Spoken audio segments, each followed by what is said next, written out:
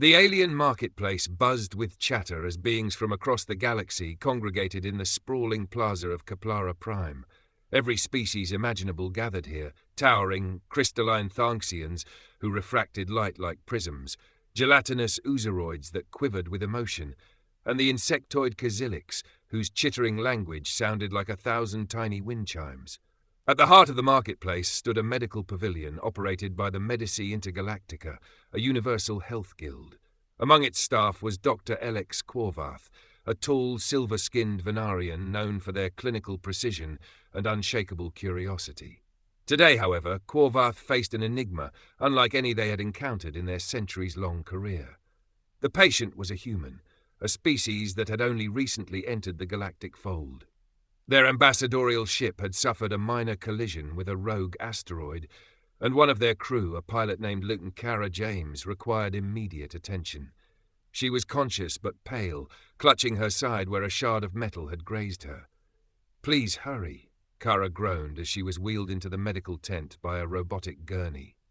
Quarvarth examined the scan with their multi-spectral eye stalks, nodding in understanding. "Ah, simple dermal puncture. I'll synthesize a hemostatic gel to match your blood." "Thanks," Kara muttered. Then, with a sudden twitch, her injury began to bleed. Quarvarth froze. Every single one of their eye stalks fixed on the wound as crimson liquid seeped from it. The room fell silent, save for the dripping sound of her blood hitting the metallic floor. "By the rings of Zorath," Quarvarth exclaimed. "It's red," Kara blinked. Yeah? Isn't that normal?" The word normal triggered a cascade of shock across the room. Assistant medics, robotic drones, and even passing visitors peered through the transparent walls of the tent. A nearby Kozilik, translating through a vocal synthesizer, chirped, "Warm pigments in circulatory fluid? Impossible." In the galaxy's rich diversity of species, blood came in every color of the spectrum. Blue from copper-based chemistries, green from sulfur bonds, even translucent plasma for species that relied on photonic energy transfer. But red? Red was unheard of. Red was the color of danger, of aggression, of the poisonous berries on Tarvax 9. For a sentient species to possess it as the lifeblood seemed barbaric. Word spread fast. Within hours, the Medici Intergalactica called for an emergency symposium. Kara, still patched up, but now more bemused than concerned, was invited to explain the phenomenon. Holographic projections of her bloodstream hovered over the audience of xenobiologists, chemists, and philosophers. "Your blood carries iron?" A bulbous amphibious scientist croaked in disbelief. Kara nodded. "Yeah, hemoglobin binds to oxygen. It's efficient for aerobic respiration." A crystalline Thanxian interjected, their voice resonating like a harp.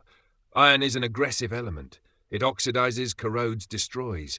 How does a species survive with such violent chemistry?" Kara shrugged. "I guess we're built tough." This answer only deepened the intrigue. The assembly dissected the implications with fervor, questioning how humans could evolve with such a risky molecular setup.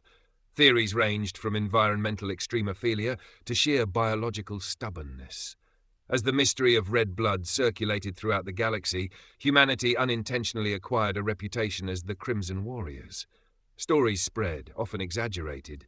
Humans, it was said, bled the color of suns and thrived in harsh, corrosive environments. Some species revered them as unstoppable apex predators. Others viewed them with fear, convinced the red hue symbolized latent savagery.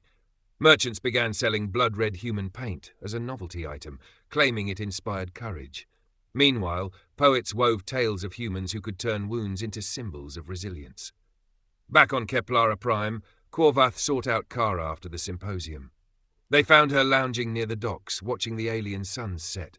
"Lieutenant James," Quarvarth said, their tone tinged with both respect and curiosity. "May I ask, does your kind find your own blood unsettling?" Kara laughed. "Not really. Red's a pretty common color for us. It's in our sunsets, our flowers, even our art."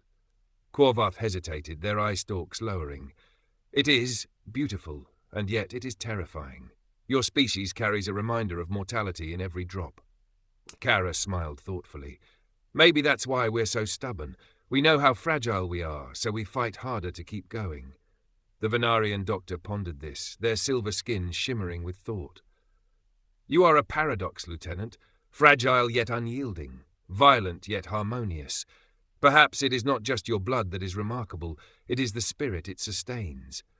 Decades later, humanity's introduction to the galaxy would be marked as a pivotal moment in interstellar history. The discovery of red blood not only challenged scientific paradigms, but also forced other species to confront their own assumptions about strength, beauty, and survival. Cara James, now an ambassador herself, often recounted the incident with humour.